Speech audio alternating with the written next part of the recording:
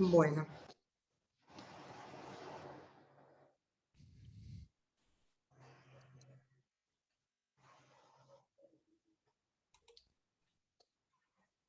Hola, buenas tardes a todos y a todas. Hoy vamos a dar inicio con un espacio de capacitación para las compañeras y los compañeros de Libres del Sur. Y hemos invitado a nuestro compañero Isaac Yuyo Rudnik, que es el director del Instituto de Investigación ISEPSI, nuestro instituto de investigación. Y vamos a empezar con una capacitación en la cual vamos a empezar a trabajar este tema tan importante y tan fundamental que está afectando la vida de todos y todas nosotros y del pueblo argentino, que es un proceso de inflación que está afectando los ingresos y las posibilidades de compra de alimentos de todas las familias en la Argentina. Así que bueno, le vamos a dar lugar a Yuyo. Yuyo, ¿podés habilitar tu micrófono? Habilitado, me parece. Ah, perfecto, ahí va, bien. Bueno, empezamos entonces, Laura. Sí, sí. Bueno, buenas tardes, compañeros, compañeras. Acá estamos compartiendo esta actividad y muchos y muchas con las que nos conocemos, algunos desde hace varios, algunas desde hace varios años y otros más recientemente. Y otros u otras no nos conocemos personalmente y ahora vamos a compartir por primera vez esta actividad virtual.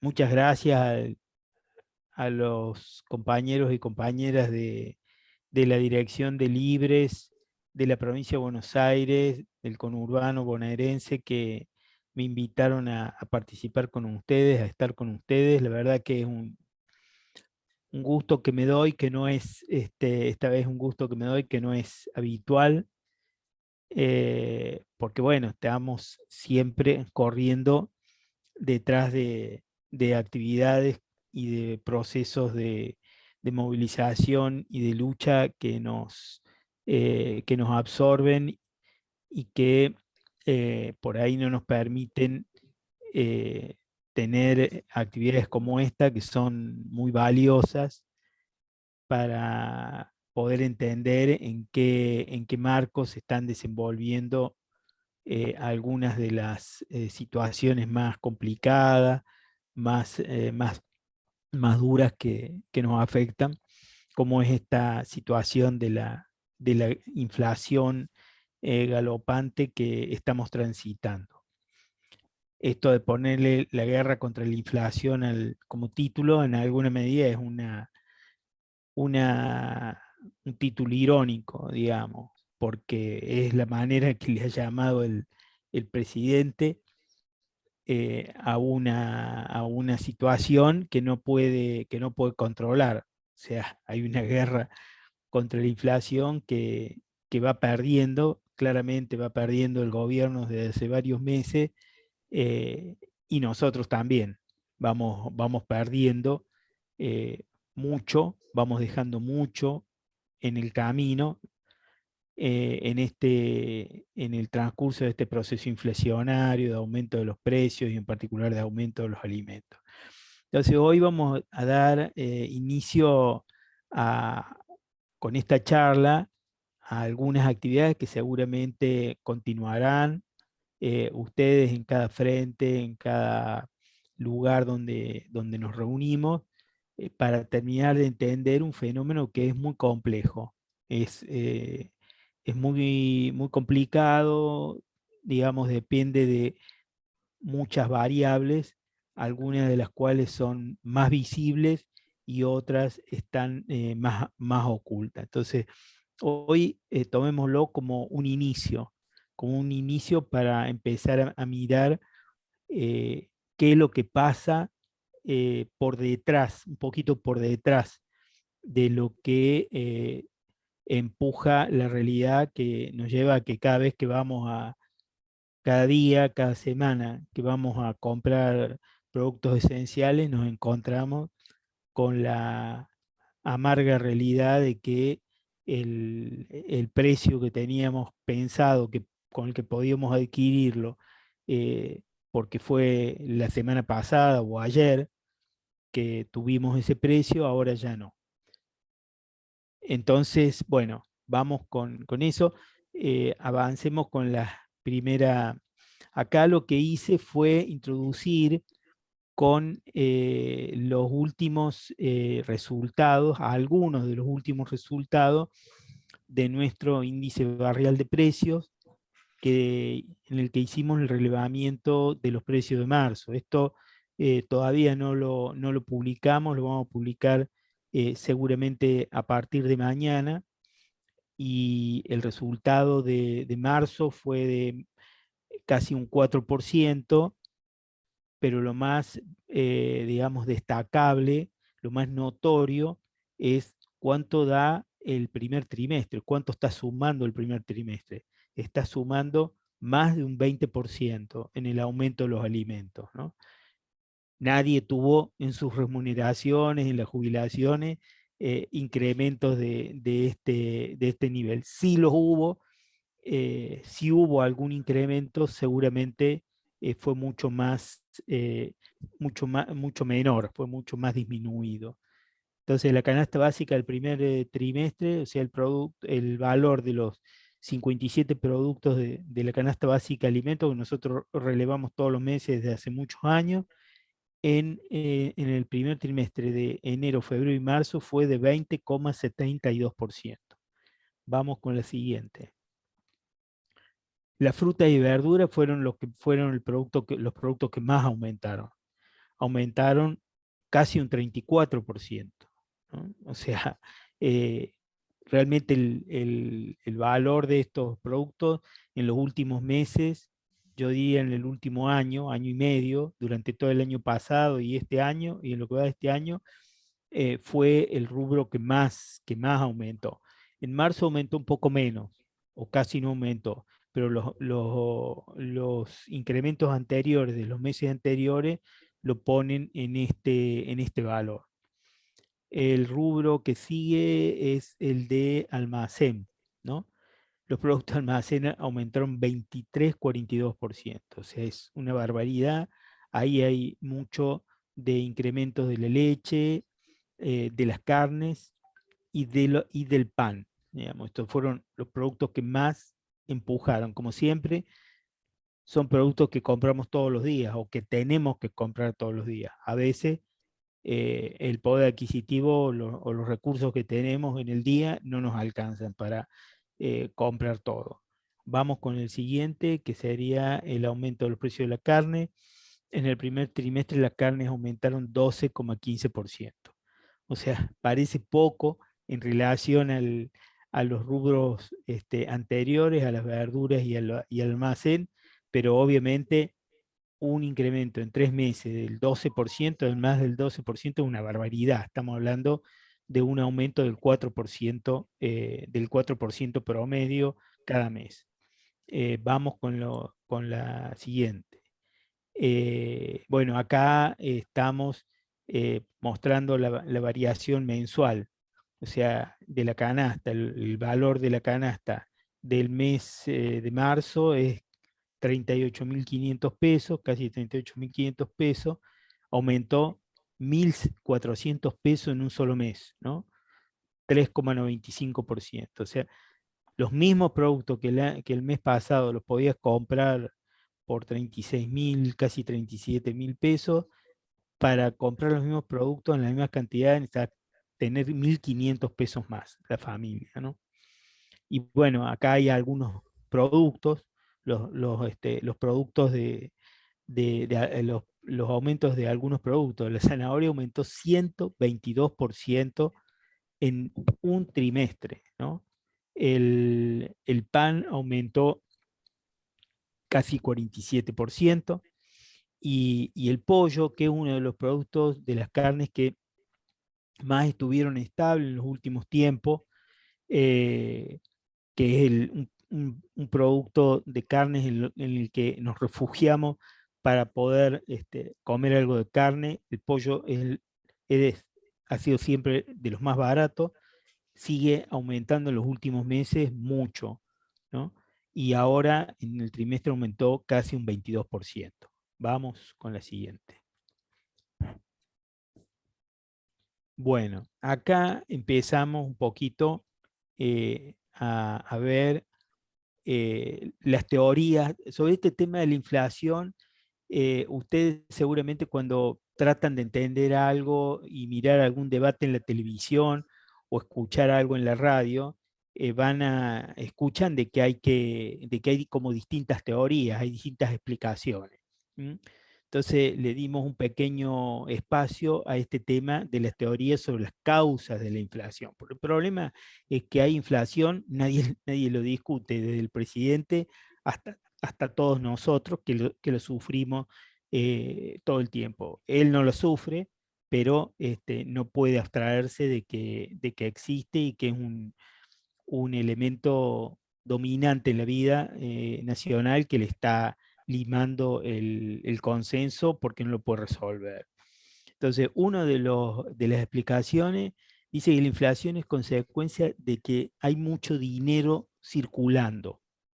Hay mucho dinero circulando. Esa es una de las teorías que defienden fundamentalmente los liberales. Ustedes lo van a escuchar a tipos como, qué sé yo, como López Murphy, ponele, o como el propio Milei, que son muy mediáticos, que aparecen mucho, Macri, también los Rodríguez Larreta, todos los personajes de la, de la derecha liberal afirman esto. O sea, acá el problema es que hay mucho dinero circulante en el mercado. Entonces, como hay mucho dinero circulante, la gente tiene mucha plata, trata de comprar muchas cosas. Y como hay mucha plata para comprar muchas cosas, entonces, y no hay tantas cosas que se producen, entonces los precios suben. Y una de las causas principales de que hay un exceso de circulante es porque el Estado gasta mucho.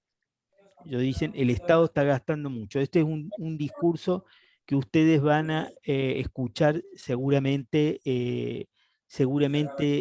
en forma reiterada. Entonces, ellos dicen, la solución pasa por reducir el gasto del Estado, ¿no? Y por supuesto, cuando hablan de reducir el gasto del Estado, a los primeros que miran es a nosotros, es a los sectores populares. Dicen, acá hay que reducir las asignaciones sociales, acá hay que reducir este, los gastos en general que, que son inútiles y que van al bolsillo de los que no producen, y entonces dicen de que hay que reducir, que la necesidad de reducir el gasto del Estado surge de este proceso inflacionario, y para reducir la inflación hay que reducir el gasto del Estado. Entonces, esto viene de que dicen que hay exceso de dinero circulante en el mercado. La siguiente teoría es que dicen la inflación es consecuencia del aumento de los costos de los productos. Los costos de los productos que se venden van aumentando los costos. Y uno de los costos más, y bueno, entonces tengo que aumentar el precio. Si me aumenta el costo de lo que vale lo que tengo que vender, obviamente tengo que aumentar el precio, tengo que trasladar el precio, porque si no pierdo plata. Y entre los costos más importantes que esta teoría dice que sube es el salario. Entonces, a dónde miran, miran a el salario de los trabajadores. Entonces dicen la manera, digamos, inmediata para reducir la inflación, uno de los elementos fundamentales para reducir la inflación, hay que terminar con los aumentos de salario, o por lo menos los aumentos de salario tienen que ser mucho menores de los que vienen siendo hasta ahora. Bueno, vamos con la siguiente.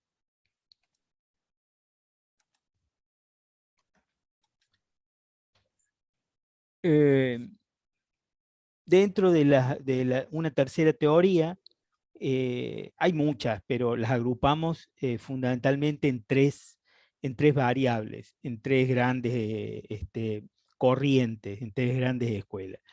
La tercera teoría que nosotros elegimos para conocer o para empezar a conocer es que dice que la inflación es un fenómeno estructural en el que confluyen varias causas. ¿Cuáles son esas causas? Son muchas, pero hay algunas que son las más importantes. Una es la existencia de lo que llamamos, de lo que se habla, ustedes habrán escuchado también en estos debates televisivos, habrán leído en algún diario, en alguna revista que reciben, dicen la existencia de los formadores de precios en las cadenas de producción y comercialización de los alimentos. ¿Quiénes son los formadores de precios? Y los formadores de precios son las empresas que tienen un predominio importante fundamentalmente en las cadenas de alimentación, en la producción de alimentos y también tienen un predominio importante en las cadenas de comercialización. O sea, ahora después lo vamos a ver un poquito más de cerca. En el caso de las cadenas de comercialización, bueno, son los productos de los más importantes. Parece que se te cerró el micrófono, Yuyo. Dejaste de hablar. Hola. Se le tildó, me parece. Lo más claro es que... Yuyo, ¿sí? escúchame, se te cortó de golpe, así Ajá. que estabas hablando de los formadores de precios, Sí. que explicaste un poquito, pero empezaste y se te cortó. No sé si querés Bueno, retomar. Sí. Sí, claro. Bueno, la existencia de los formadores de precios, ahí empezamos de nuevo. Sí, un poquito, porque habías avanzado con eso, a desarrollarlo. Bueno, entonces los formadores de precios son los que en cada sector de la producción, por ejemplo, en la estamos hablando siempre, nos estamos refiriendo siempre fundamentalmente a la producción de alimentos. O sea, son los que, por ejemplo, en la producción de lácteos tienen una parte importante de la producción de esos productos. Entonces, no tienen mucha competencia y entonces pueden fijar precios que están muchas veces por encima de los costos. Por más que ellos dicen, nos están aumentando los costos y nosotros tenemos que aumentar los precios, muchas veces la proporción en que aumentan los precios no tiene nada que ver con la proporción en la que le aumentan los costos. Y en la comercialización es muy claro y salta muy rápido a la vista el rol de las grandes cadenas de supermercados, que tienen aproximadamente el 50% más de toda la venta minorista, la venta directa al consumidor de los productos, de los principales productos alimenticios en todo el país. Entonces, un elemento fundamental, una de las causas fundamentales de la teoría que habla de que la inflación es consecuencia de un fenómeno estructural, esta es la teoría que nosotros entendemos que explica mejor el proceso inflacionario. Entonces, uno de los elementos es la concentración en pocas empresas de la producción y comercialización de los alimentos, lo que se llama la existencia de los formadores de precios. Y la otra variable que es muy importante, que influye en el proceso inflacionario, que la inflación suba, es los aumentos de precios en el mercado internacional, de los alimentos en el mercado internacional. ¿Por qué? Porque por un lado, los alimentos son los principales productos que nosotros exportamos. Son los principales productos que exportamos y que nos permite que ingresen divisas al país, que ingresen dólares al país, que ingresen recursos al país. que ingresen recursos al país por ventas externas, obviamente es fundamental para que podamos desarrollarnos, para que se puedan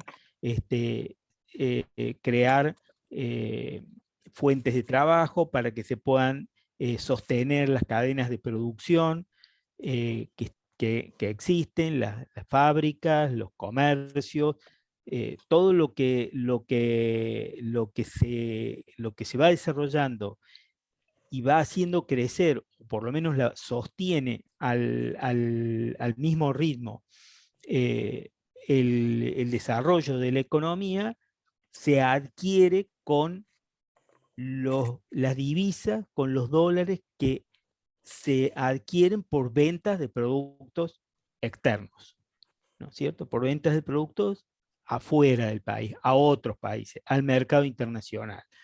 Entonces, los alimentos son los principales productos que nosotros exportamos, pero también son los principales productos que nosotros consumimos en el mercado interno. Entonces, hay una relación permanente y una tensión permanente entre los precios que se van generando en el mercado internacional y los precios que nosotros tenemos en el mercado interno. Ahora vamos a ver un poquito más cómo eso funciona. Vamos a la siguiente diapositiva. Bueno, primero vemos lo de la concentración, lo que les explicaba de que hay pocas empresas tanto en la producción como en la comercialización.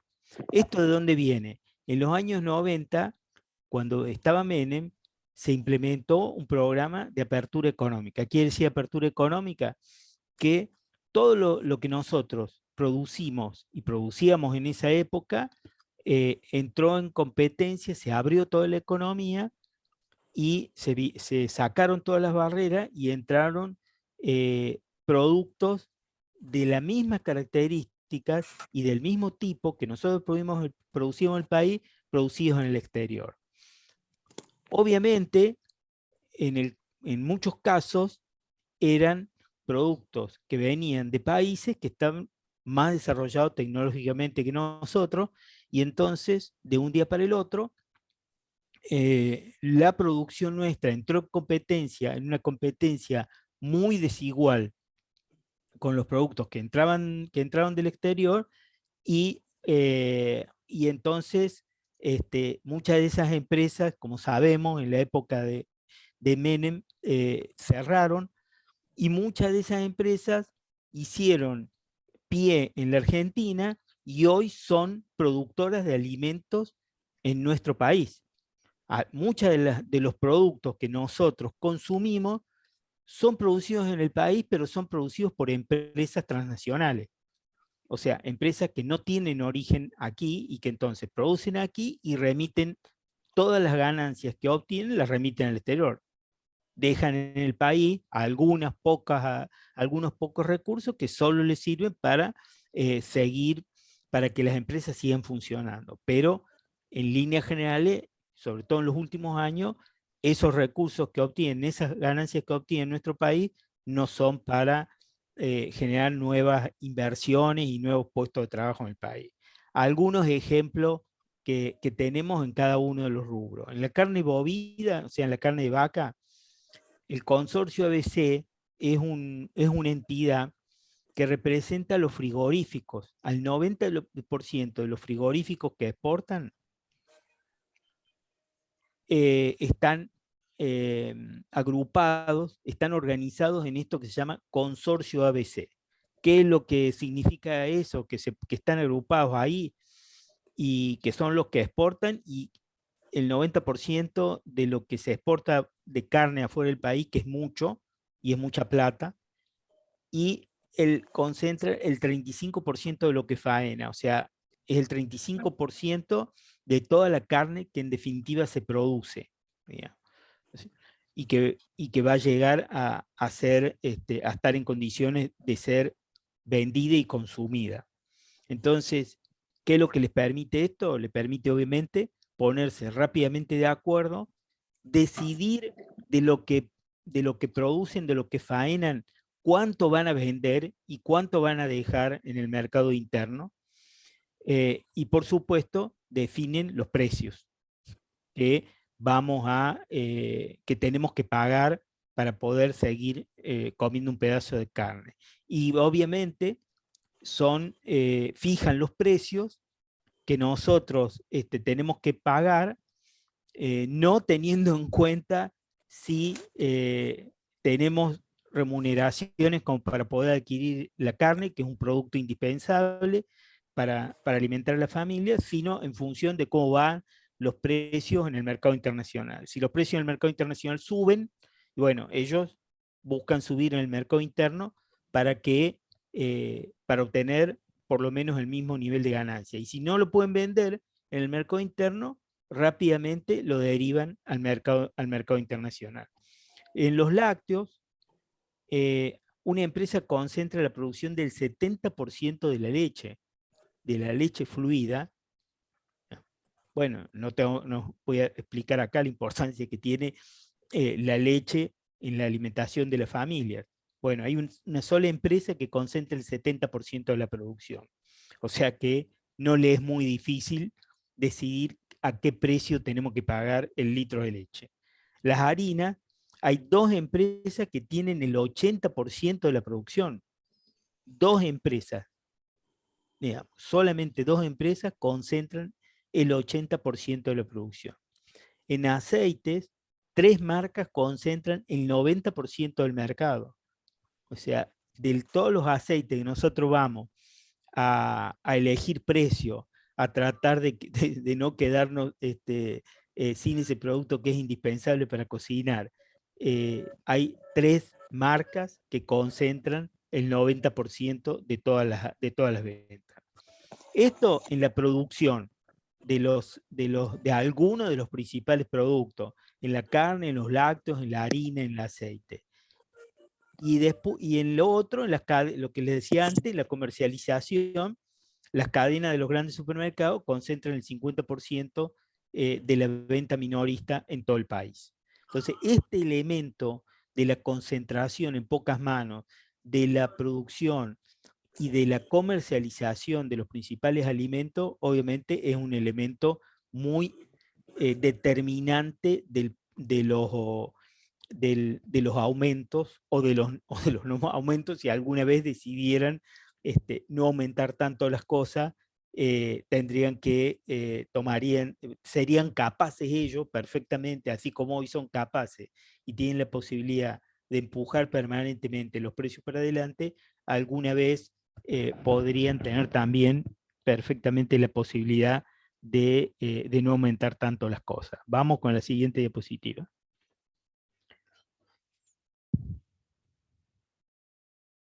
Bueno, ¿qué es lo que esta situación de la que hablamos? Que hay un mercado internacional en que hay empresas internacionales que producen los alimentos que venden tanto en el mercado internacional como en el mercado interno.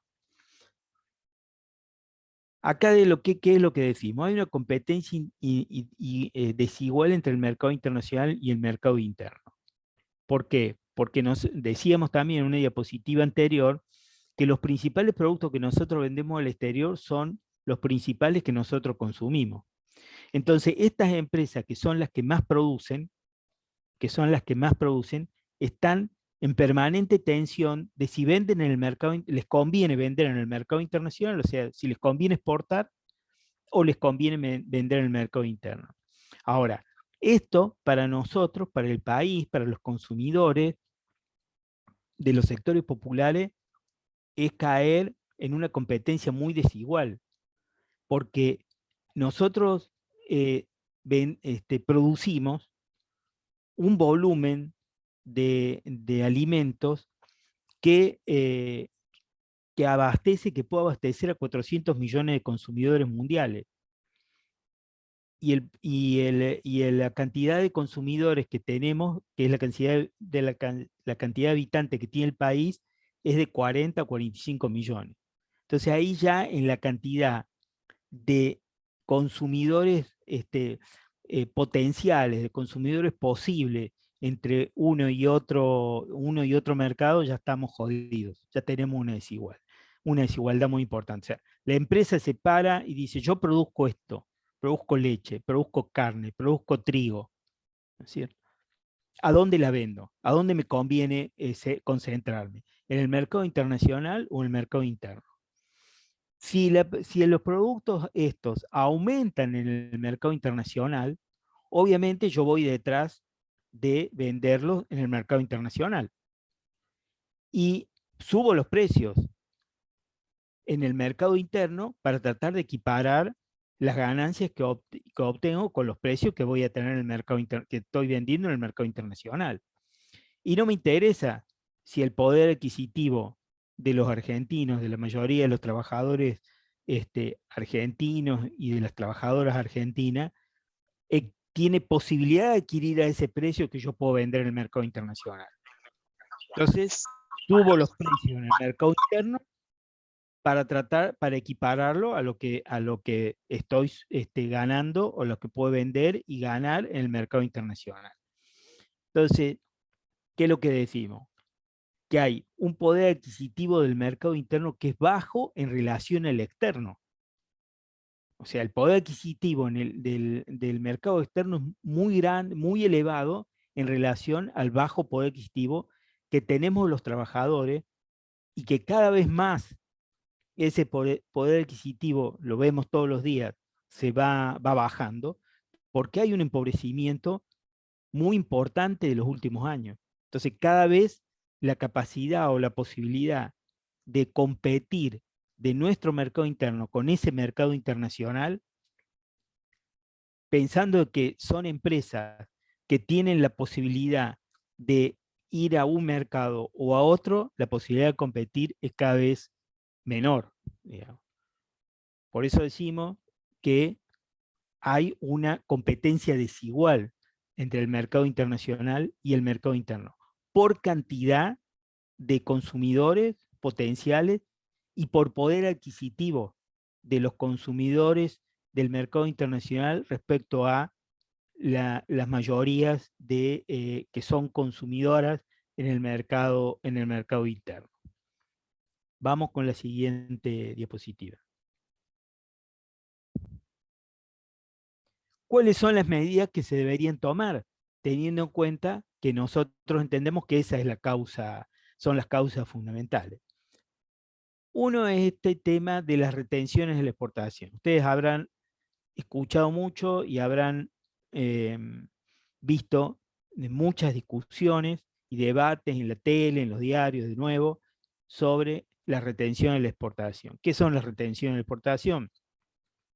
Son un impuesto que deben pagar los exportadores. Nosotros hablábamos recién de que hay grandes empresas que producen, que son las que producen, las que concentran, las que monopolizan la producción de alimentos, y que son las que tienen capacidad para exportar, y que muchas de ellas, la mayoría, son empresas transnacionales que producen acá para vender, fundamentalmente para vender en el exterior, y también para vender y tratan de ganar lo mismo vendiendo en el mercado interno. Entonces, este impuesto que deben pagar los exportadores, ¿qué efecto produce? ¿Qué efecto produce? Además de una recaudación para el fisco, una recaudación para el Estado. Baja las ganancias que potencialmente podrían tener las empresas que exportan. Entonces, si vos tenés la posibilidad de vender un producto a 100 pesos en el mercado internacional y vender ese producto a 100 pesos en el mercado interno, lo hace inalcanzable para los consumidores argentinos, entonces yo te pongo un impuesto del 30%. Entonces vos vas a vender a 100 en el mercado internacional, pero me vas a dejar 30 pesos a mí, al Estado argentino. En definitiva, vos vas a obtener de eso, de la venta de ese producto, 70 pesos, no 100. Entonces, la posibilidad de que vendas ese producto el mercado interno lo tenés que vender más o menos a 70 pesos. Entonces, las retenciones, lo que se llaman retenciones a la exportación, produce lo que se llama trato de usar palabras que a lo mejor ustedes escuchan en la televisión, o en los debates, o en la radio, y por ahí no se terminan de explicar bien, de entender bien. Produce lo que ellos dicen un desacople. O sea, se despega el precio del mercado internacional que se puede vender el trigo, la leche, los productos, la carne, a un valor que estamos hablando artificial de 100 pesos el kilo, lo van a vender a 100 pesos el kilo, pero en realidad van a ¿cómo es? Recibir 70. Entonces, el precio máximo que van a vender en el mercado interno es de 70 pesos. No lo van a vender a 100 pesos, lo van a vender a 70. Entonces, ese efecto de este impuesto que se llama retenciones a la exportación y que se paga en el momento en que el exportador pone el producto, saca el producto del país para venderlo en el mercado internacional, permite un doble efecto positivo, una recaudación por el Estado y una posibilidad de que se despegue el precio internacional del precio interno. Otra de las medidas que nosotros entendemos, o sea, estas retenciones de las exportaciones es un impuesto que se está pagando, que los exportadores están pagando hace muchos años, porque hace muchos años que de una u otra manera estos impuestos se pagan, digamos, y han sido establecidos no solamente, los liberales son los que se oponen, pero cuando hubo gobiernos liberales como el de Macri, Macri dijo que iba a sacar las retenciones, cuando asumió sacó algunas, no las sacó del todo, y después cuando se vio apretado por la situación que se le empezó a enquilombar todo, se le empezó a ir toda la mierda, puso de nuevo las retenciones. Él mismo puso las retenciones y le impuso ese impuesto a los amigos, supuestos amigos de él, que lo habían llevado al gobierno. O sea, este impuesto a la exportación, que se llama retenciones, ha sido siempre un instrumento puesto por los distintos gobiernos, tanto por los gobiernos liberales como los gobiernos que dicen no profesar esas ideas. La otra medida es el congelamiento de precios. Esta es una cosa mucho más fácil de entender. ¿Qué es lo que decimos nosotros con el congelamiento de los precios? No decimos de que haya un congelamiento total de todos los precios, porque eso es imposible. Lo que siempre estamos reclamando es que haya un congelamiento de los precios de un conjunto de bienes esenciales. O sea, últimamente estamos siempre pidiendo el congelamiento de los precios de los productos de la canasta de alimentos, de la canasta básica de alimentos, que son más o menos, la canasta del INDEC son 57, pero bueno, entre 60 y 100 productos. Esta es una medida que no es fácil de implementar, no es fácil, hay que reconocer claramente que no es fácil de implementar. ¿Por qué? ¿Por qué? Porque vos decís, vamos a congelar el precio de la leche, ¿no es cierto? Pero resulta que cuando vas a la góndola hay 20 tipos de leche diferentes, ¿no es cierto? Hay 20 tipos de leche diferentes, además de 20 marcas, digamos. Cuando vos decís vamos a congelar el precio de los fideos, hay 20 o 50 tipos de fideos diferentes, digamos, y 50 tipos de marcas, digamos. Unos que son, además presentados de distinta manera. Unos tienen paquete de 410 gramos, el otro tiene 420, el otro tiene 408, y de una u otra forma los tipos te cagan, digamos, ¿cierto? Entonces, realmente no es una medida fácil de incrementar, pero es obligación del Estado encontrar el camino para poder llevarlo adelante. Porque en esto nos va la vida.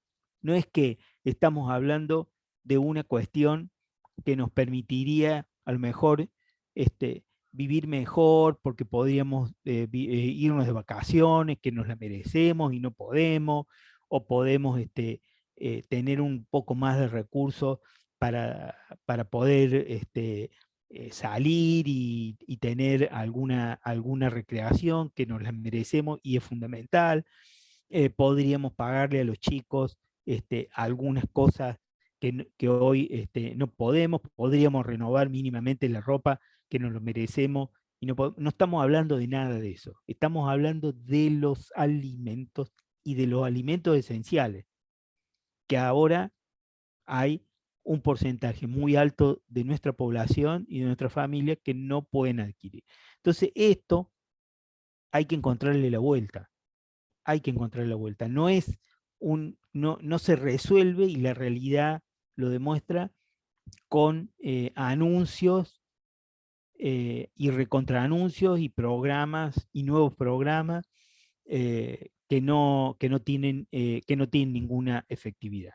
Hay que encontrarle la vuelta, hay que recurrir a fortalecer el Estado para que efectivamente pueda controlar de que algunos de estos programas que se lanzaron y que a lo mejor no están tan mal, pero que no se cumplen y que se deberían cumplir. Bueno, vamos a la siguiente.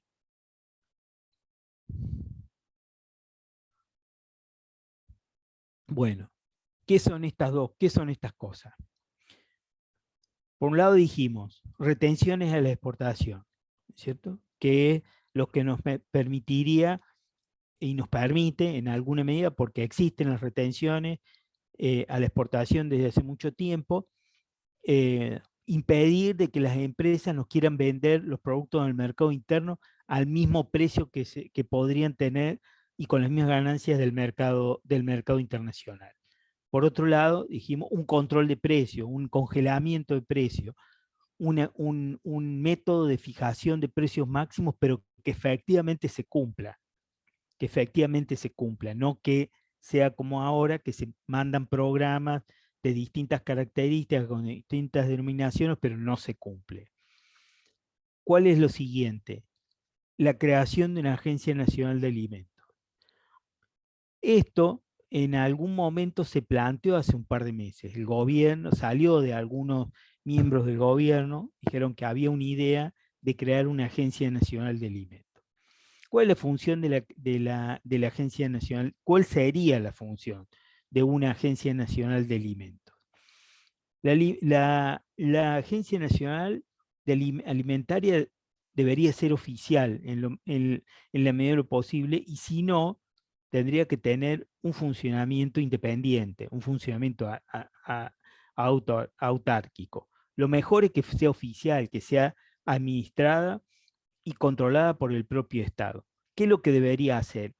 Debería asegurar el abastecimiento interno, o sea, asegurar de que haya la suficiente cantidad de leche, de pan, de carne, para que todos los habitantes de este país la puedan adquirir, cosa que ahora no es así, no sucede eso. Cuando el gobierno le pone algún límite a los precios, ¿qué hacen los tipos? Desabastecen. Es lo que en alguna medida están haciendo ahora. Vos vas a algunos negocios y no hay de algunos productos. ¿Por qué? Porque, bueno, hay algún límite al aumento de precio. Entonces, los tipos no pueden salir siempre a decir de que tienen que aumentar los precios. Y no pueden aumentar todos los precios porque además la gente no los compra. Entonces desabastecen, no producen. Y sobre todo desabastecen los productos que son más económicos.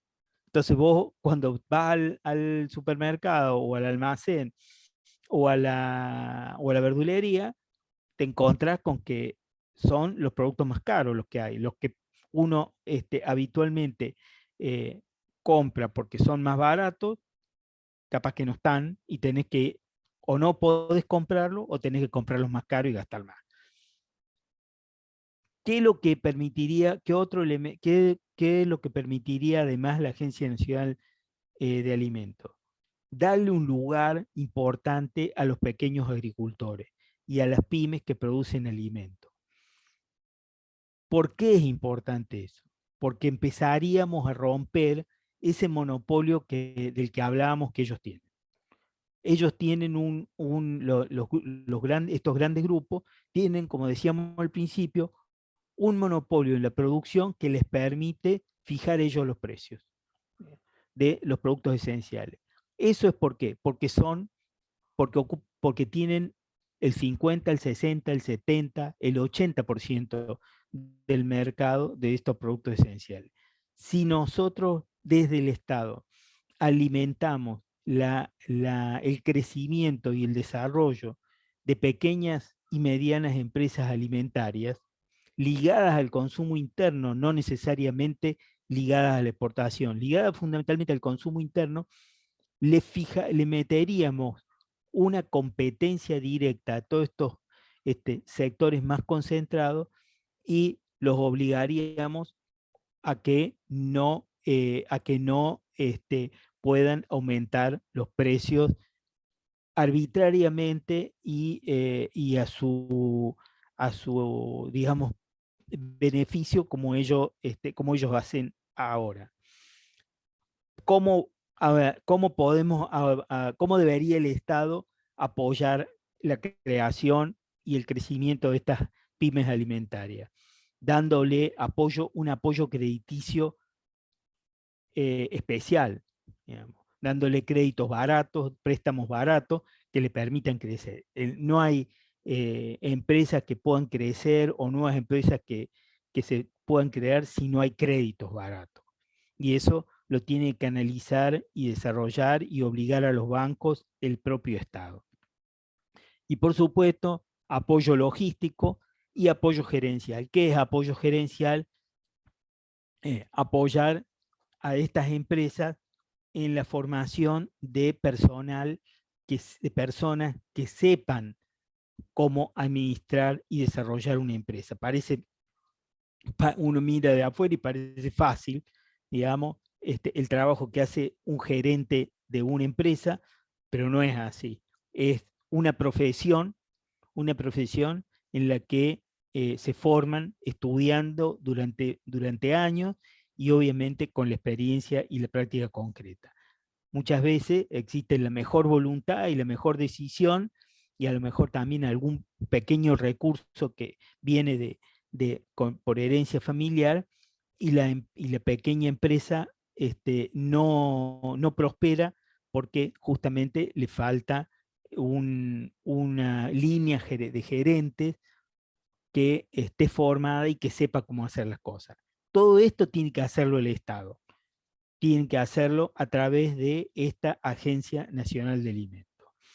Hay experiencia, esto no es un invento que se nos ocurrió a nosotros y a algunos otros, hay trasnochado.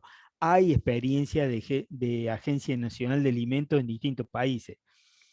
En Bolivia se creó una Agencia Nacional de Alimentos durante los primeros años del gobierno de Evo. ¿Por qué tuvieron la obligación de esto? Porque tenían el mismo problema. Apenas asumieron el gobierno, las empresas que abastecen los productos alimenticios en Bolivia, la situación de Bolivia respecto al alimento es mucho más desfavorable, porque ellos no producen tantos alimentos como nosotros. Y en el momento que asumió Evo, no producían nada de alimentos. Entonces, todos los alimentos, o la inmensa mayoría de los alimentos que se consumen en el mercado interno, se importaban. Y entonces se fijaban los precios que las grandes empresas querían. El gobierno de Evo decidió hacer una Agencia Nacional de Alimentos bancada por el Estado y, por supuesto, los grandes empresarios le saltaron a la garganta y le generaron situaciones de desabastecimiento y le generaron situaciones complicadas, pero el Estado supo dar la batalla, se la bancó, dio la batalla, y hoy la Agencia Nacional de Alimentos, después de más de una década que está funcionando, empezó, por supuesto, de los chicos a los grandes. Hay por ahí algunas notas en los diarios que explican ese proceso. Hoy es una realidad que está instalada en todas las provincias, en todas las localidades del país, cumpliendo el rol que tiene que cumplir una agencia de estas características para los consumidores internos de cada país. Y también existe en Brasil,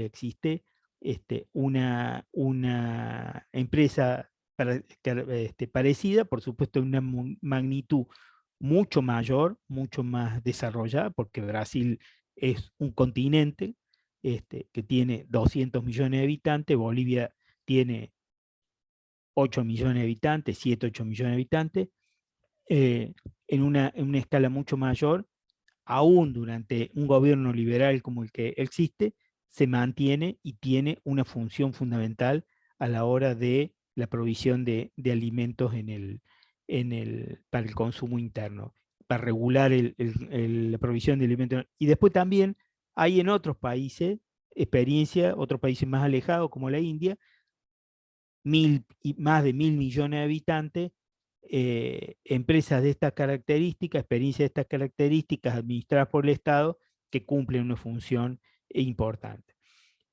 La otra medida que nos parece fundamental es lo de la ley de góndola. Ustedes habrán escuchado la ley de góndola. ¿Qué es lo que dice la ley de góndola?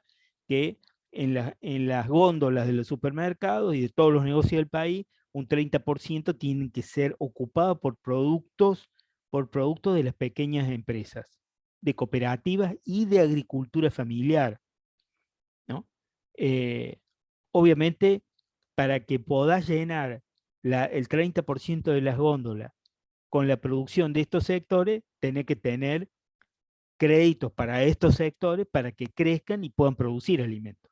Porque si no, esos sectores, esos lugares en la góndola no se pueden llenar. Vos tenés lugar en la góndola, pero no tenés la producción en la magnitud para llenar eso, para llenar esos espacios. Entonces, hoy por hoy, la verdad que esta ley de góndola, que es una norma muy interesante, muy importante, no se cumple.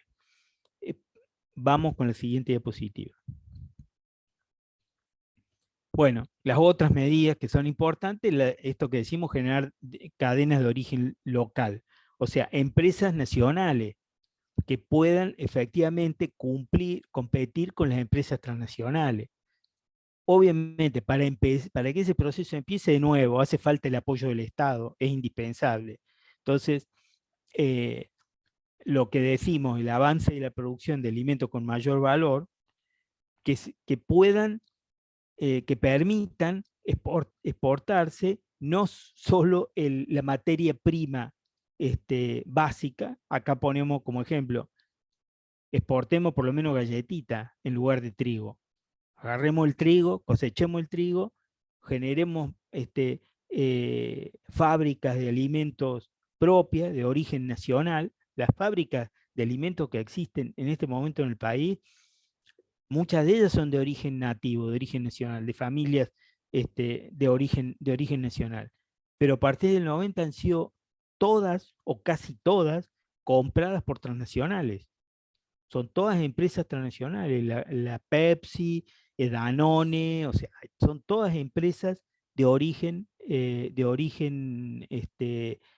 transnacional. Entonces, prácticamente no hay empresas nacionales o empresas productoras de alimentos de origen nacional que a la hora de valorar si tienen que producir los alimentos acá o tienen que adquirir la materia prima y solo exportar la materia prima, tienen que valorar la necesidad de desarrollar todos estos procesos para y en la economía argentina. Y esto permitiría, como en los casos anteriores que estamos diciendo, ¿por qué lo traemos a colación de la inflación? Porque permitiría justamente generar un proceso de competencia con estas grandes empresas transnacionales que permita, que impida que ellas fijen los precios solo en función del movimiento en los mercados internacionales. Por último, hablamos de un observatorio de precios y costos. ¿Qué es el observatorio de precios y costos? Bueno, un observatorio que siga los precios de cada uno de los productos esenciales, toda la cadena de precios, toda la cadena de costos. Porque vos vas y le decís, che, escúchame, la carne, las arvejas, en la cosecha, en todo el proceso de cosecha, producción, etcétera, no han aumentado en la proporción que estás aumentando la lata de arveja. Entonces los tipos dicen, bueno, pero lo que pasa es que yo tengo el costo del envase. Y el envase, la lata, sí aumentó. Y así con todas las cosas, con la leche, el envase de la leche, bueno, me aumentaron los plásticos, con los productos, con todos los otros productos, me aumentaron el cartón, el papel, que es un producto que tengo que, bueno, esto hace necesario justamente un observatorio de precios y costos.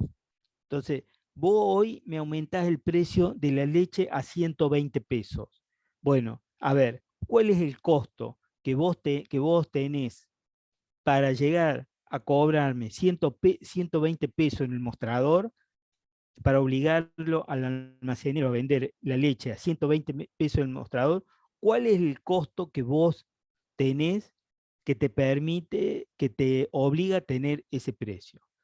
Si vos tenés un costo de 100 pesos en total, en toda la cadena, desde el productor, desde el tambero, hasta que vos me lo envasás en el sachet o en el cartón para poder vendérmelo, el costo tuyo de 100 pesos, bueno, ponele, es una ganancia grande, pero quizá pueda ser como es reconocible. Ahora, si resulta que yo reviso tus costos y vos en el total de los costos de que salí del tambero hasta que llegó al mostrador, el costo es de 50 pesos y vos me la querés vender a 120, me la querés obligar al almacenador a que la venda a 120, entonces no te voy a dejar que vos tengas esa ganancia absolutamente abusiva. Pero para eso tenés que tener esto, tenés que tener un observatorio de precios y costos. Hay una ley justamente que regula la generación, la creación de un observatorio de precio y costo, pero como sucede en este país, muchas de las leyes que deberían ser favorables a los intereses populares existen, pero están cajoneadas. Entonces, este es un elemento fundamental para generar contención con la inflación. Vamos con la siguiente. Estamos cerca del final. No desesperen, ya llegamos. Perdón, Yuyo, pero esta es la última. Ah, bien, perfecto, llegamos al final. Bueno, muy Bueno, buen horario, 19:37, así que bueno. podemos abrir preguntas, si te parece, aunque Claro, sea por 20 minutos supuesto. de preguntas Sí, hasta las sí, 8. sí, por supuesto. Bueno, es re importante, somos 165 compañeras y compañeras que hemos participado a lo largo de toda la charla, así que con toda continuidad, muy importante, así que ordenadamente quizás podemos o bien ir escribiendo en el chat, porque así no las preguntas, o si algún compañero quiere desmutearse y hacer una pregunta, de a uno por vez.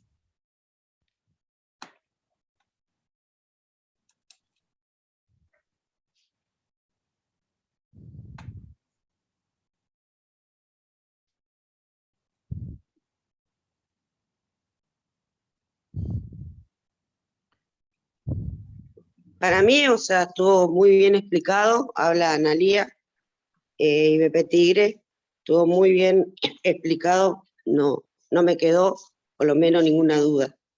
Muchas gracias.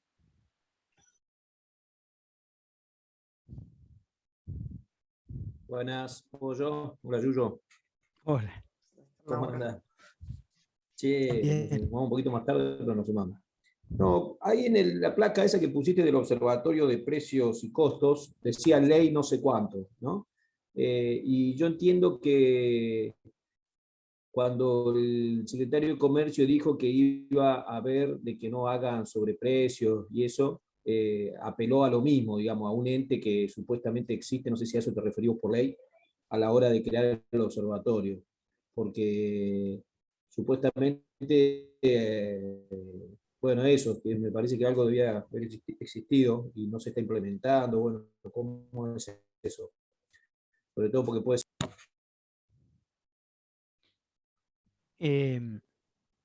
No, claro, existe, primero existe un observatorio creado por ley. En realidad habría que revisar cuáles son las funciones reales que le facilita la ley para que este observatorio funcione. Cuáles son las funciones reales que le da la ley, que le otorga la ley al observatorio. Habría que mirar con un poco más de detenimiento. Quizás haya que agregarle funciones o mejorar las que le otorga. Quizá mediante alguna ley de reglamentación o mediante algún decreto de reglamentación que le facilite de la mejor manera el funcionamiento del observatorio. Ahora, el observatorio lo que hace, lo que debería hacer fundamentalmente es, digamos, blanquear el proceso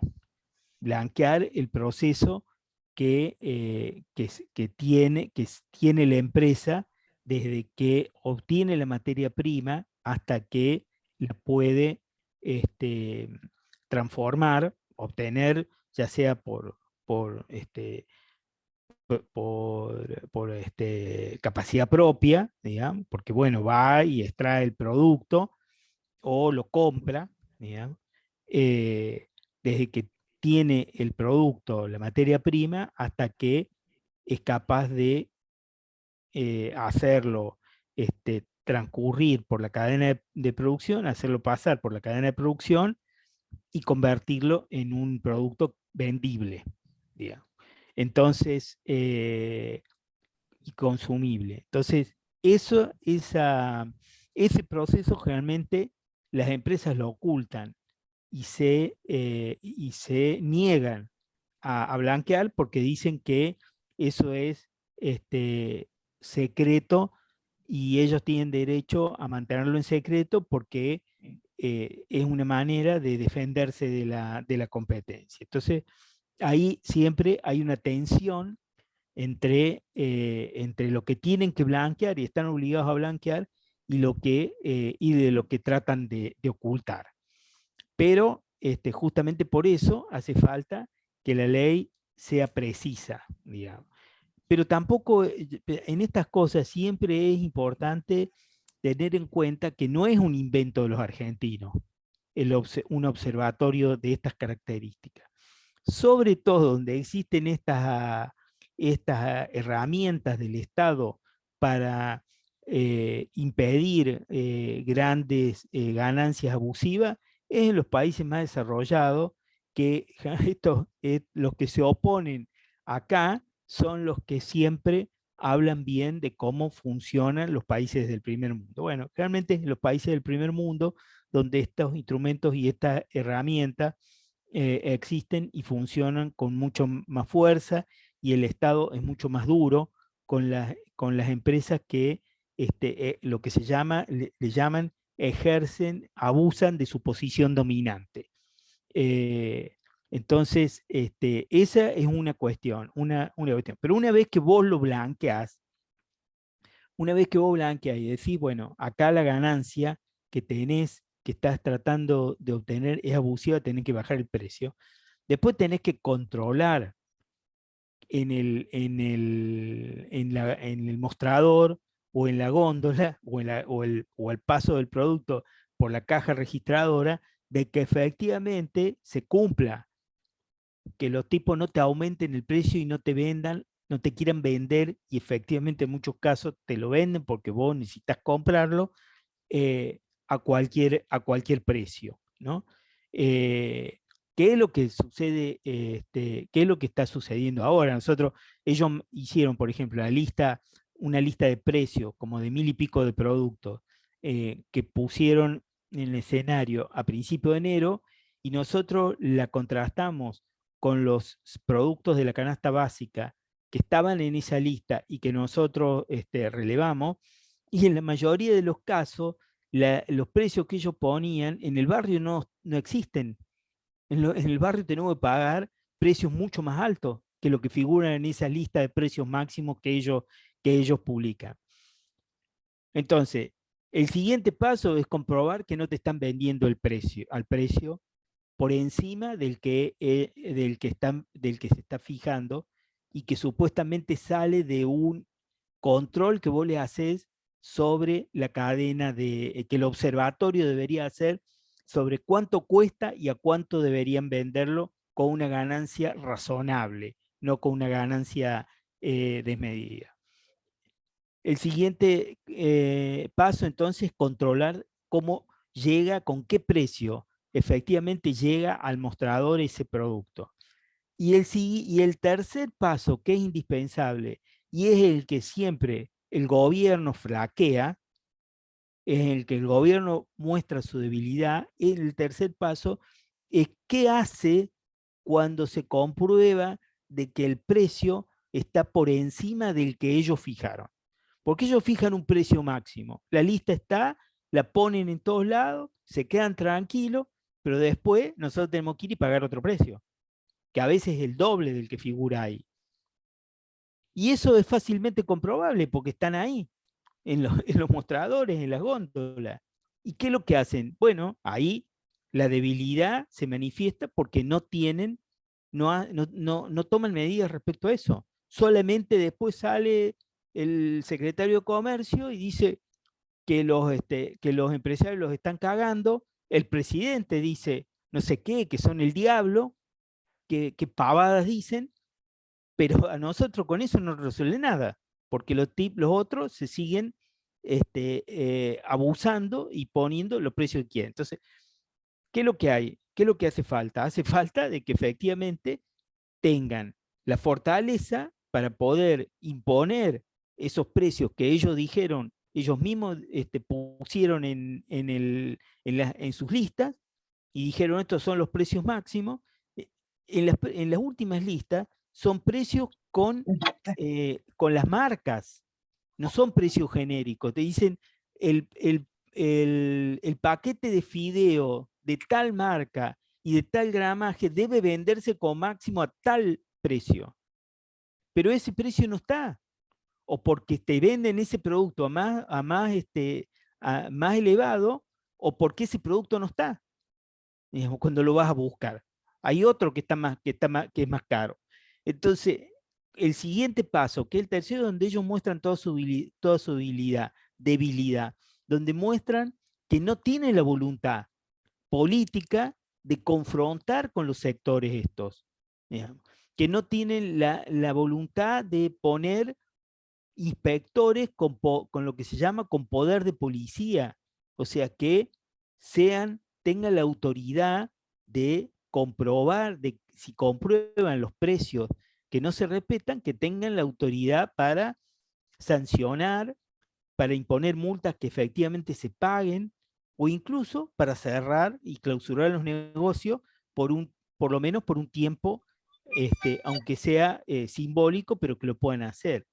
Entonces, lo que nosotros observamos es que todos los instrumentos que ellos lanzan no es que sean malos de por sí.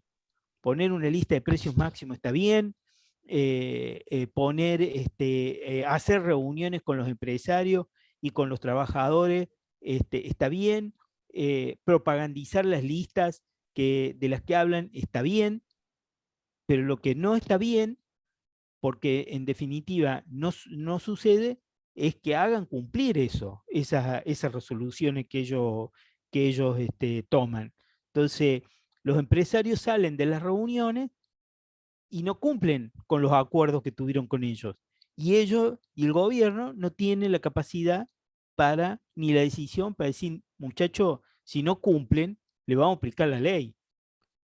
Y se la vamos a aplicar y alguna vez la aplican. Bueno, esto no sucede.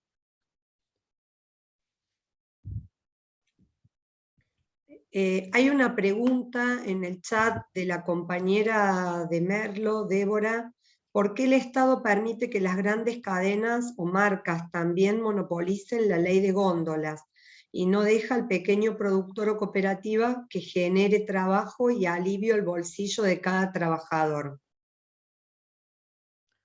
Sí, esto en realidad lo explicamos un poquito recién. O sea, la ley de góndolas es una muy buena ley, una muy buena norma, que si se cumpliera efectivamente, y como dice la compañera, no se cumple, si se cumpliera, podría incentivar la producción del nacional, y no cualquier producción nacional, la producción de pequeñas y medianas empresas y de la agricultura familiar y también de la economía popular, que no solo agrícola, sino también de otro tipo de productos. La economía familiar, de hecho, es un espacio de economía popular, ¿sí? Pero la economía popular abarca también muchas otras ramas. Entonces, la ley de góndolas no se cumple, yo creo que en una medida importante, porque el desarrollo de las pequeñas y medianas empresas de producción alimentaria no tienen capacidad para abastecer el 30% de los lugares de las góndolas. Y no tienen tampoco los incentivos, no tienen el apoyo del Estado, el apoyo suficiente del Estado para que efectivamente se desarrolle. Porque es muy fácil de decir, mira, todas las pymes tienen este lugar, digamos. Pero nosotros sabemos que el proceso de los últimos años ha sido no solamente que no incentivó la creación y el sostenimiento de las pymes, sino que ha sido destructivo. Todas las estadísticas de los últimos años, sobre todo el periodo de Macri, muestran claramente que cerraron en este último tiempo miles de pymes y dejaron de funcionar otras tantas cooperativas, y que las que se sostuvieron casi milagrosamente con un sobreesfuerzo de los pequeños y medianos empresarios que permitieron sobrevivir.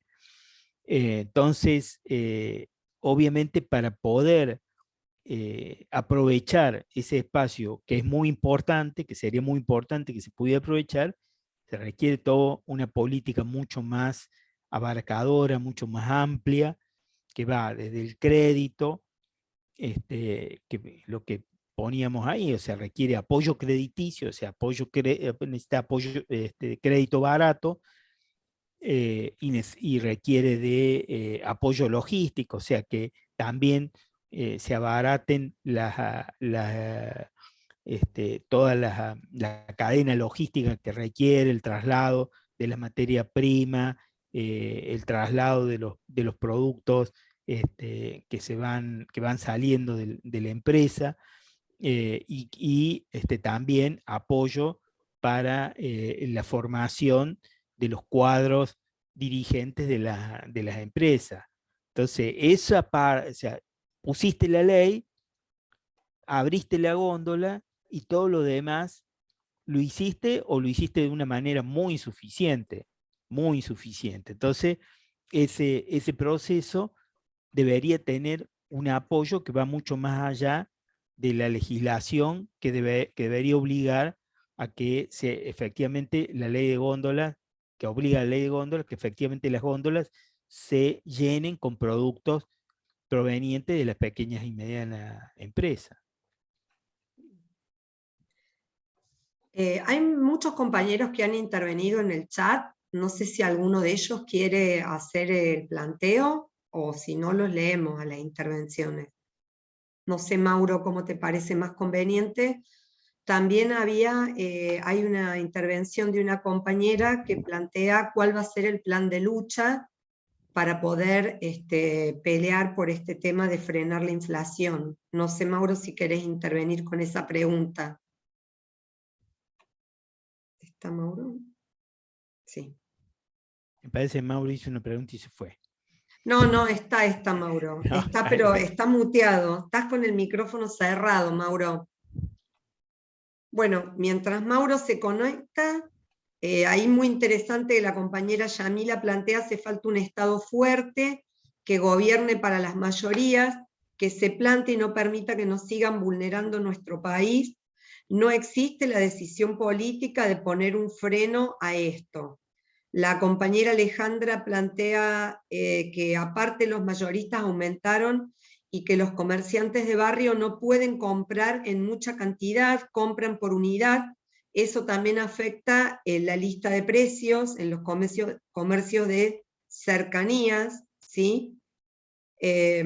Bueno, ahí Chango plantea cuál sería la diferencia entre lo que proponemos y la Junta Nacional de Granos, que quizás que es una pregunta para desarrollar en la próxima capacitación, que por ahí puede quedar planteada. Así que no sé si Mauro ya estarías conectado. No, sí, yo estoy conectado, pero sigamos la coordinación tuya que venías bien leyendo esa, las cosas del Bien. compañero. Hay una pregunta de la compañera, dice: ¿cuál va a ser nuestro plan de lucha para frenar el proceso inflacionario? Sí.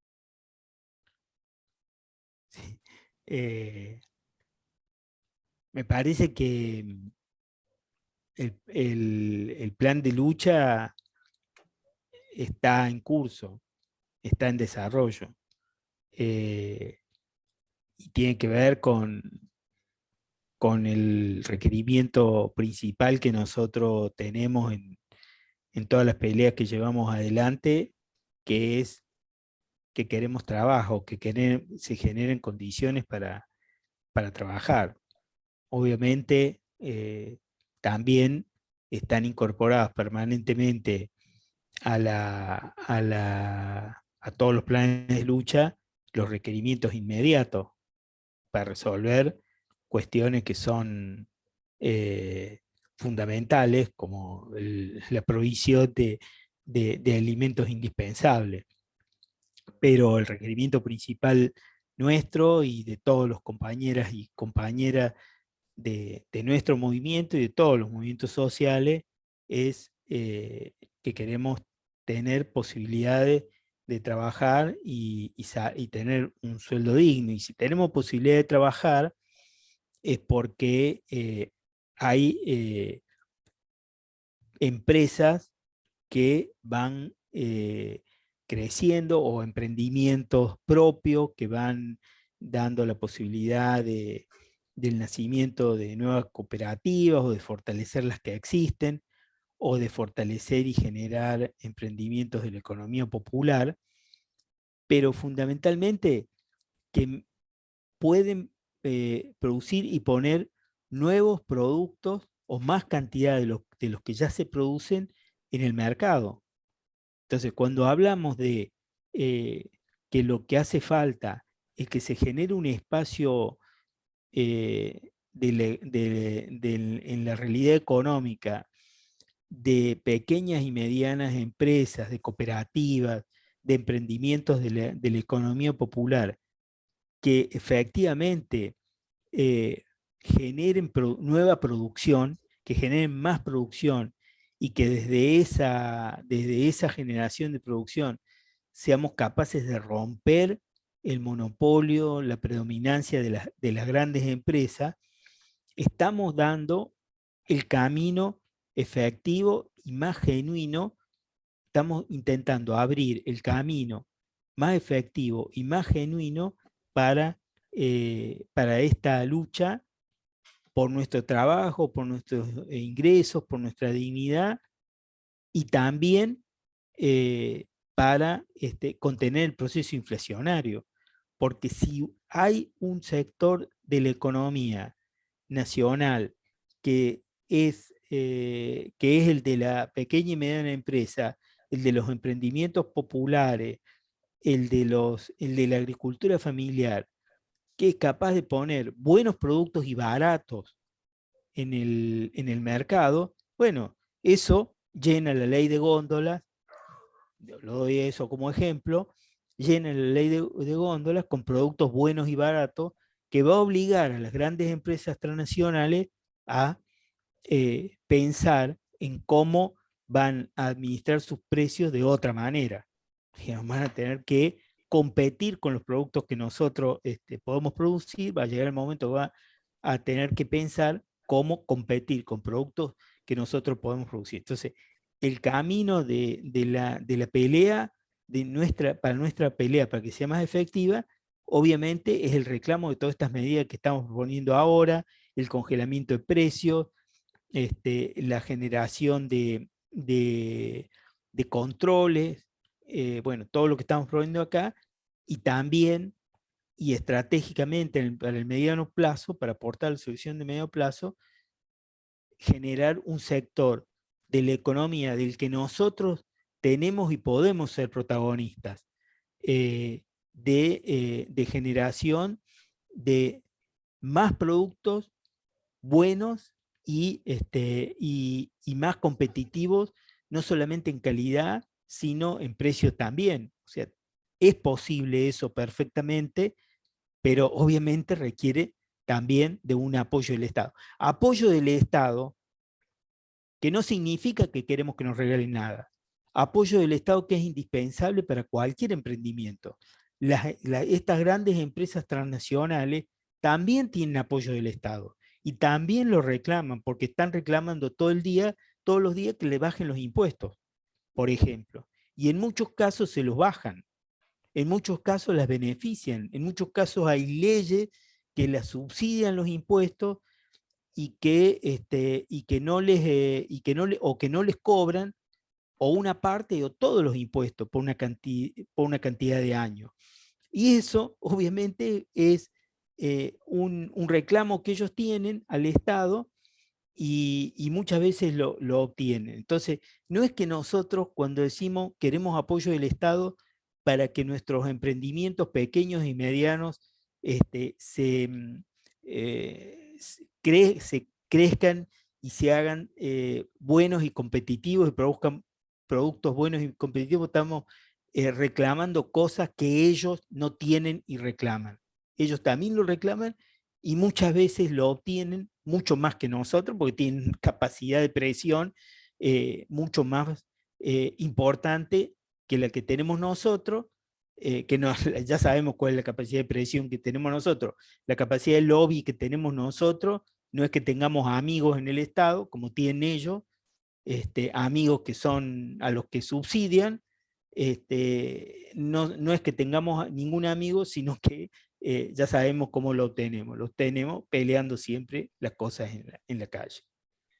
Yuyo, me parece interesante lo que plantea Paula de Lomas de Zamora, que está vinculado con lo que estás diciendo. Dice, en la ley de góndolas influyen los requisitos impositivos para las pymes y que no están preparadas tampoco para acceder a megas espacios por no poder cumplir con los stocks que requieren las grandes superficies. Lo pone como una pregunta, pero bueno, está planteando algún tipo de límites de las pequeñas industrias para poder acceder a completar los artículos en las góndolas, ¿no? Creo que más o menos era lo que habías explicado antes. Sí, básicamente es eso.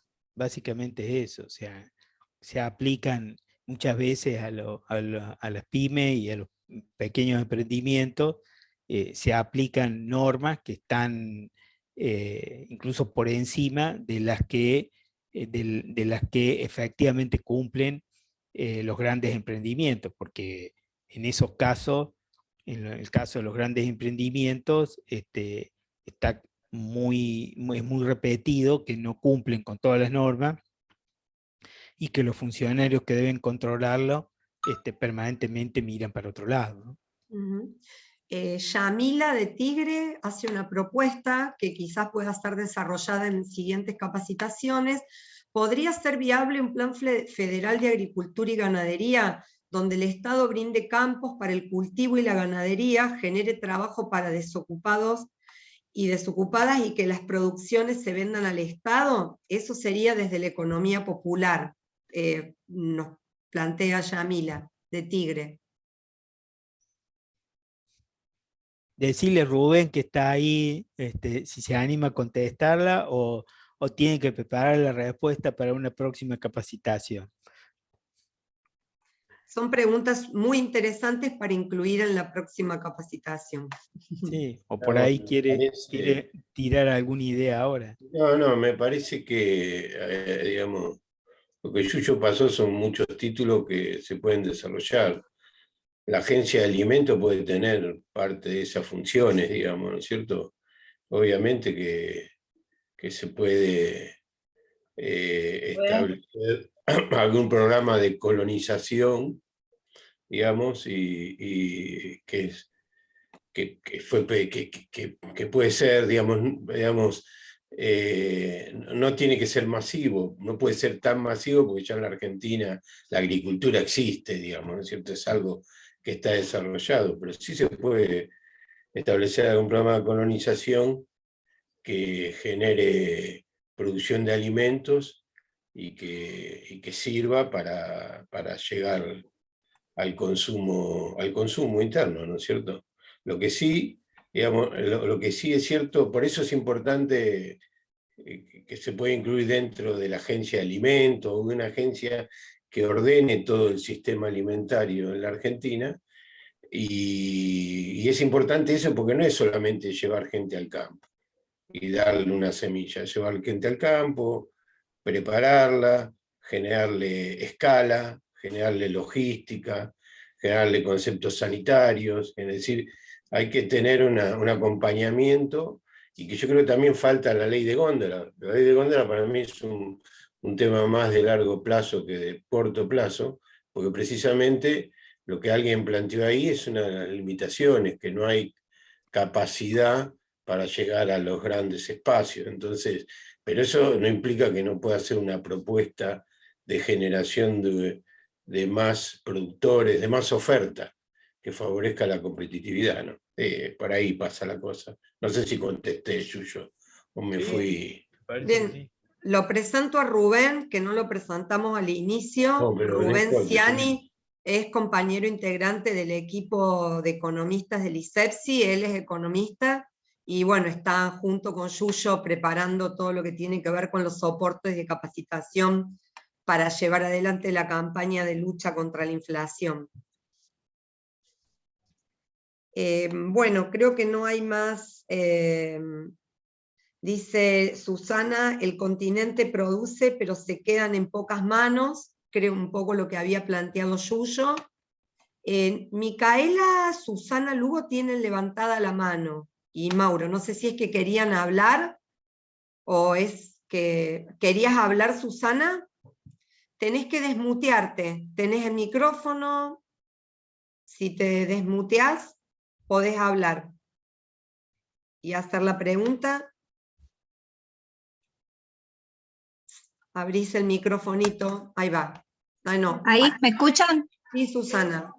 Bueno, mi comentario es, estoy estudiando y tengo una materia que se llama Cooperación Internacional. Y hace un rato estuvimos viendo un video del presidente Kennedy. Entonces ya como que viene esto arrastrando mucho más de esa época, ¿no? De hace 60 años, en el cual decía que consistía en un plan económico para combatir la pobreza. Entonces es como que esto viene de hace, no ya de años, viene de décadas.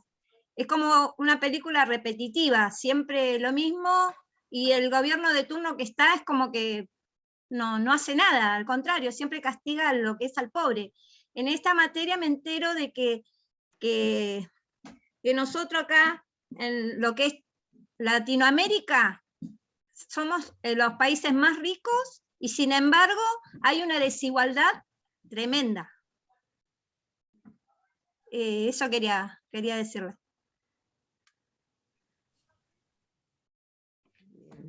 No sé, Yuyo, si querés. No, o sea, de que somos países ricos, que somos un continente rico, que tiene muchos recursos, que en alguna época esos recursos fueron mejor desarrollados y crecieron, en el caso de nuestro país, crecieron complejos industriales importantes, que no solo de productos, no solo de alimentos, sino de productos mucho más sofisticados, eh, desde producción de alimentos hasta producción de automóviles. Bueno, hoy hay producción de automóviles también, con muchos insumos importados, pero también tuvimos producción de un sector de la economía, de sectores con producción de reactores nucleares, con producción de satélites, con producción de aviones. O sea, tuvimos, y en algunos casos todavía hay destellos de esa realidad, digamos. O sea, desarrollamos con nuestros propios recursos sectores de la economía que hoy son difíciles de entender o de pensar, de que a lo mejor podríamos haberlo tenido incluso en alguna época. Muchas de estas cosas no son conocidas ahora por las generaciones jóvenes, pero efectivamente lo tuvimos y fuimos un país que tuvo y sigue teniendo las posibilidades y esa capacidad. Pero además, no solo que tuvimos en esa capacidad, sino que además con un proceso que era posible, que daba la posibilidad de una distribución mucho más equitativa que la actual de la riqueza que se producía. Porque no es solamente el tema de crecer, de que el país de que en el país crezca la economía. Ese por supuesto es la condición indispensable, pero desde la perspectiva nuestra no es suficiente. La perspectiva nuestra es, obviamente, que tiene que haber crecimiento, buscar y tener propuestas que nos permitan crecer, pero que además, junto con eso, los beneficios de ese crecimiento sean distribuidos equitativamente. Porque si hay crecimiento y el beneficio de ese crecimiento se lo apropian unos pocos, son apropiados de una manera muy inequitativa, tampoco queremos eso. Queremos un crecimiento con una distribución equitativa de la riqueza que puede producir ese crecimiento. Y eso no es que no sucedió nunca en nuestro país. Sucedió. Quizá hubiéramos aspirado a que fuera más, que la distribución fuera todavía mejor, pero que hubo épocas en que fue mucho mejor distribuida la riqueza que se producía y que era importante que la distribución que se produce hoy. Claramente sucedieron épocas donde nosotros crecimos en producción industrial, crecimos, como les decía, en producción de una cantidad de productos que requerían mucha inteligencia y mucha capacidad y mucho aporte desde la inteligencia nacional, por decirlo de alguna manera, y la riqueza y los recursos y los ingresos que se produjeron eran distribuidos de una manera bastante más equitativa que la distribución que tenemos hoy. Objetivamente, nunca tuvimos, excepto en la crisis del 2001, en un periodo relativamente corto de un par de años, que después se empezó a revertir rápidamente, nunca tuvimos estabilizado por varios años niveles de pobreza del orden del 40%. O sea, si hay una herida que sangra y que nos preocupa y que nos moviliza para buscar alternativas de cambio, es esa.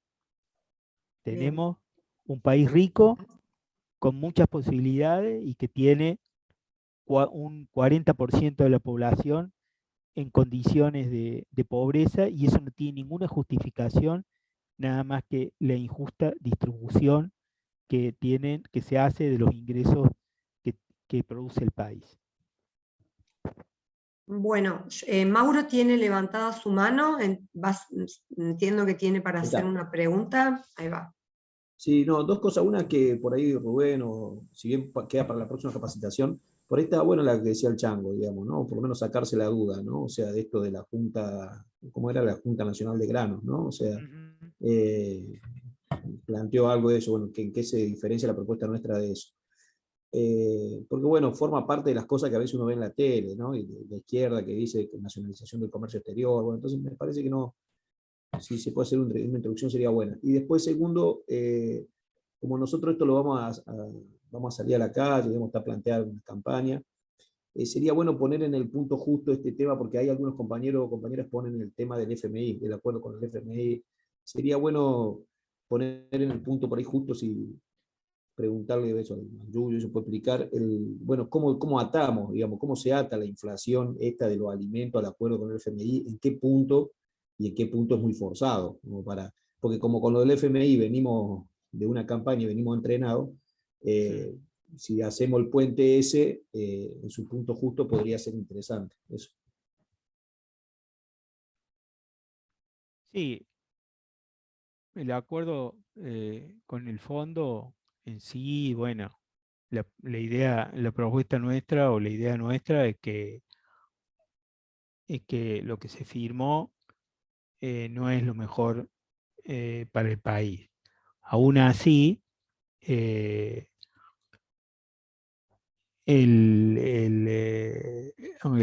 digamos, lo que plantea el acuerdo, plantea algunas imposiciones como que van a llevar al aumento de tarifas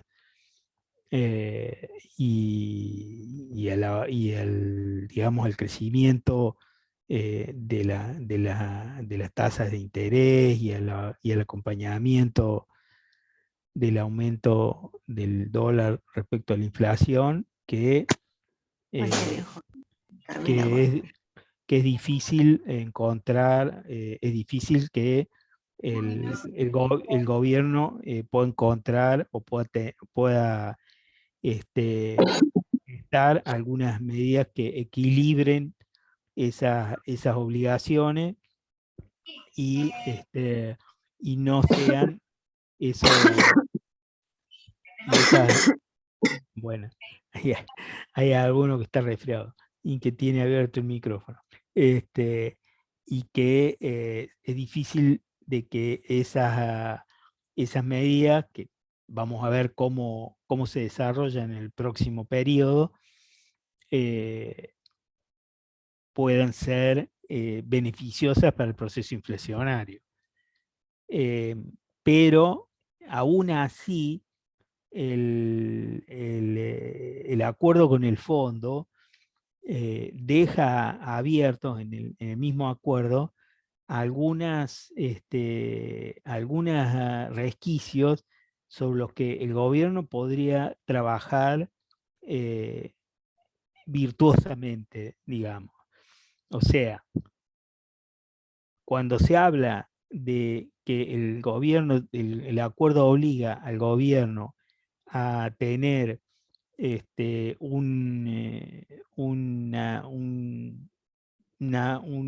menor déficit fiscal, o sea, que tenga menos brecha entre lo que gasta y lo que recauda, no impediría ese acuerdo, que el gobierno intente aumentar su recaudación fiscal por la vía de una mayor presión impositiva sobre los sectores que tienen más recursos en este país. No impediría eso, al contrario, perfectamente podría asentarse en el acuerdo con el fondo, el gobierno, y decir, bueno, el fondo me pide que yo cierre la brecha fiscal, que tenga menos déficit, y entonces voy a buscar más recursos acá. Bueno, ahí nuevamente aparece que eso difícilmente se pueda, que el gobierno, es difícil ver que el gobierno pueda avanzar en esa dirección de buscar más recursos, sacándole o imponiendo algunos impuestos, aumentando alícuotas de los impuestos que van sobre los sectores de mayores recursos. Es difícil ver de que va a ir por ese lado, que pueda ir por ese lado, por más que algunos, a lo mejor en el gobierno, pudieran pensar en hacerlo, es difícil que vaya por ese lado, porque ahí aparece de nuevo la debilidad del gobierno para confrontar, afectando intereses de sectores, de estos sectores. Entonces, así como flaquea a la hora de ir a controlar los precios, de ir a impedir que los grandes cadenas de producción y comercialización pongan precios abusivos que les dan ganancias desmedidas, también a la hora de confrontar con los sectores más poderosos que le dan fuerte batalla, o sea, la vemos todos los días a eso, o sea, hablaron de subir 2 puntos de retenciones y los tipos salieron los niños y niñas de la sociedad rural y de las empresas y de las entidades del campo a decir, bueno, si el gobierno sube la retención nos van a encontrar en la ruta, y entonces el gobierno no pone, no va para atrás, o sea, no quiere, no está en condiciones de afrontar esos conflictos. Entonces, lo que podría, las cosas, los resquicios que podría utilizar del acuerdo con el fondo, no los va a utilizar. Yo creo que la debilidad principal es, el problema principal es la debilidad del gobierno. Y que hay, obviamente, algunas imposiciones del fondo que se refieren a los aumentos de las tarifas, a la suba de las tasas de interés, a la adecuación del valor del dólar a los precios, a la suba de la inflación. Obviamente son medidas que no son favorables a que la situación inflacionaria se detenga, ¿no? Que el aumento de la inflación se detenga. Bueno, teniendo en cuenta que ya llevamos casi 2 horas, que ha sido un encuentro interesante, quizás nos quedaría por responder Yuyo o Rubén, no sé si lo pueden hacer corto, lo de la Junta Nacional de Granos, o prefieren, no sé si es un tema muy extenso, lo pueden sintetizar con alguna respuesta corta, o prefieren dejarlo para la próxima capacitación. Sería el único tema que nos quedaría pendiente de las preguntas que se hicieron.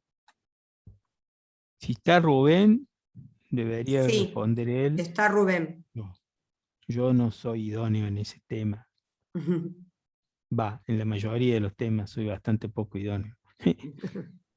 Bueno, Ahí estoy, no estaba tocando ahí mal. va. Bueno, Buenísimo. Bueno, sería la última pregunta, Rubén. vamos Si la rápido. podés sintetizar, sí.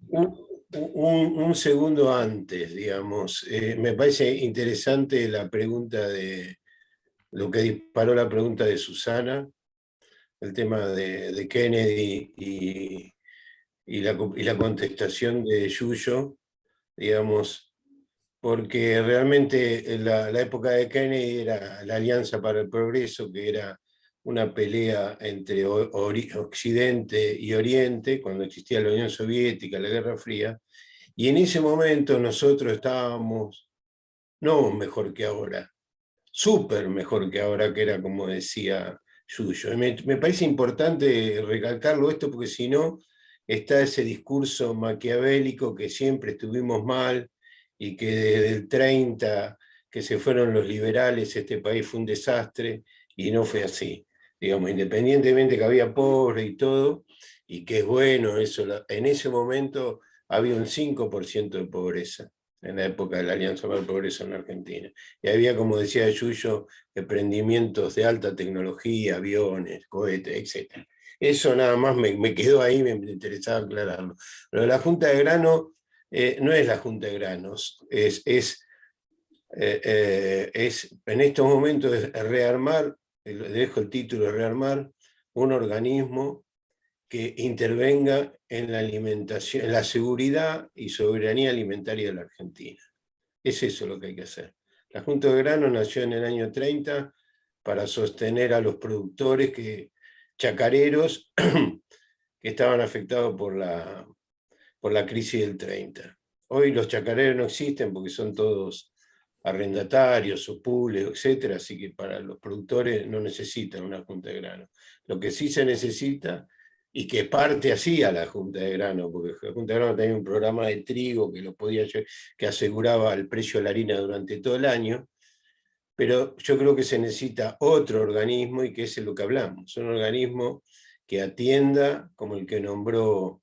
Me parece importante la referencia que hizo Yuyo de cuándo nace el organismo en Bolivia. Nace en un momento que estaban mal en el tema alimentario, y me parece que es ese el gran dilema que tenemos en la Argentina hoy, ¿no es cierto?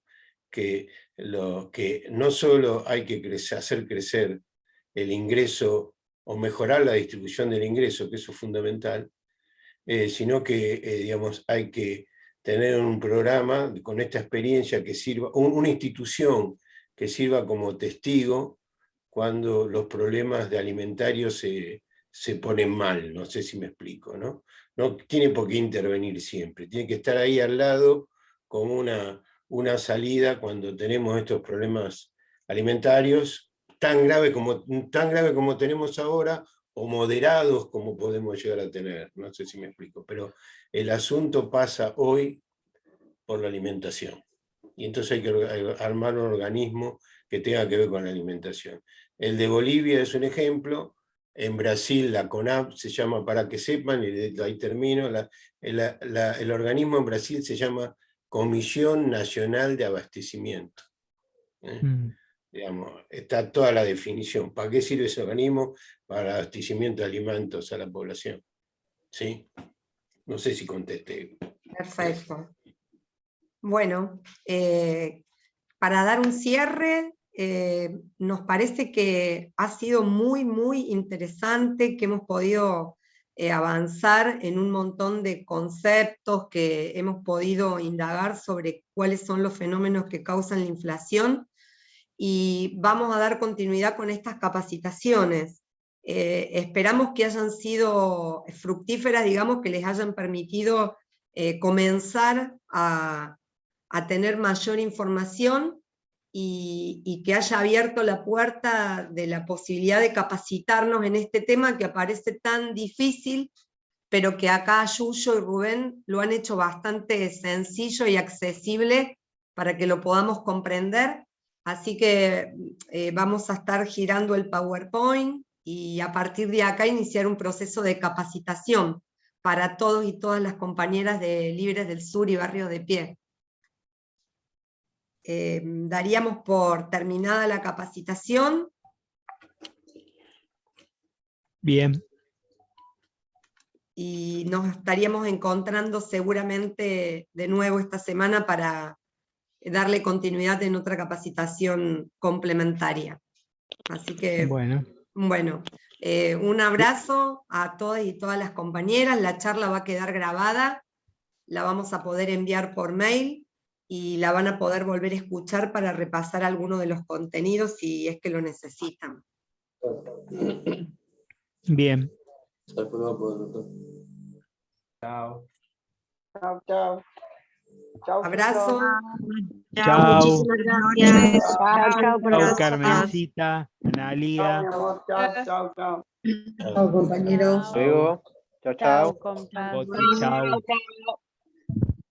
Chao, chao. Mm. Chao, chao.